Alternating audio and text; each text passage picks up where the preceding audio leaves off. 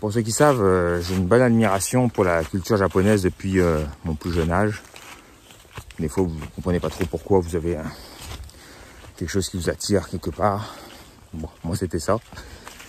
Et il n'y a pas longtemps, j'ai pu aller vérifier ce que j'avais lu et appris et fantasmé en réel au pays du soleil levant, comme on l'appelle.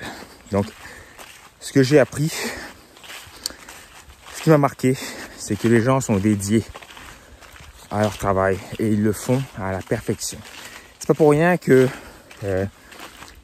un katana, qui est l'image même, l'âme même d'un samouraï, hein, l'image du samouraï, est aussi très connotée avec le Japon parce qu'ils ont une très grande fierté face à ça. C'est une arme construite il y a plusieurs siècles et qui, grâce à leur technique de forgeage, des armes avec un tranchant exceptionnel et une solidité exceptionnelle aussi, si bien que on fait pas encore, quasiment pas mieux encore à ce jour. Ça reflète bien l'image du Japon, qui est un pays qui font les choses pas à moitié. C'est pas pour rien aussi que le whisky japonais est devenu un des meilleurs whiskies du monde, que le vin aussi, le gin, il commence des alcools à devenir très bons.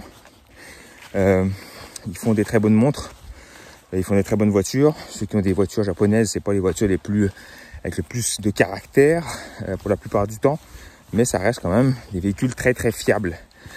Donc il y a plein de domaines dans lesquels les Japonais sont très bons. Pourquoi? Parce que quand ils font quelque chose, ils le font à 100%. Même en pâtisserie, ils sont en train de devenir meilleurs pâtissiers que nous les Français. Donc ce qui est quand même ce qui caractérise la France et aussi la gastronomie. Mais vous voyez que les Japonais sont en train de battre dans la pâtisserie, qui est une discipline qui demande rigueur, patience et minutie. Pourquoi? Parce que quand un Japonais, tu dis que le four il doit être réglé à 405 degrés, il va le faire à 405 degrés. Il ne le fera pas à 407 ou à moitié pas. Il ne va pas changer de recette, etc. Ils ont la discipline.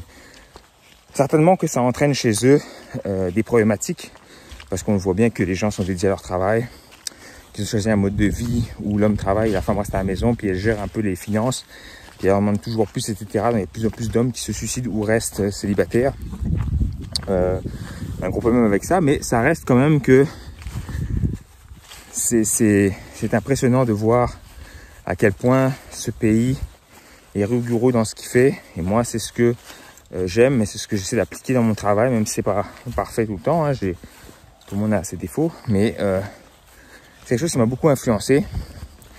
Et aussi l'alliage entre la modernité et le côté traditionnel, donc de ne pas cracher sur la tradition, mais d'essayer de l'améliorer avec des choses nouvelles.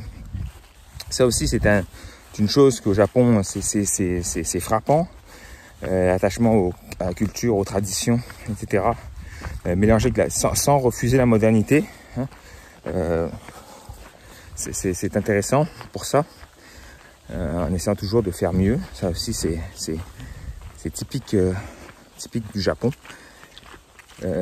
Faut savoir qu'ils sont touchés souvent par des séismes, des tsunamis, et que tout est fait en place pour que au bout de 2-3 jours, tout soit réglé, tout soit recadré, etc. Ils ont eu 2 bombes atomiques sur la tronche pendant la Seconde Guerre mondiale. Ils ont tout reconstruit pièce par pièce comme à l'original.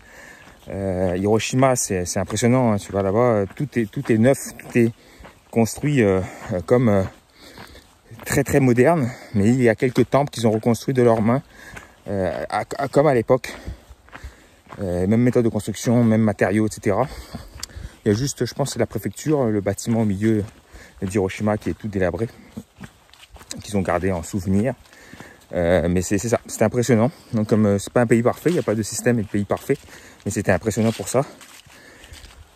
Puis dans l'ère des réseaux sociaux où tu sais, on essaie les coachs en particulier, parce que je parle de mon métier, mais les coachs essaient de nous vendre un peu du rêve, genre devient comme si en 3 jours, en 6 semaines, en 4 semaines.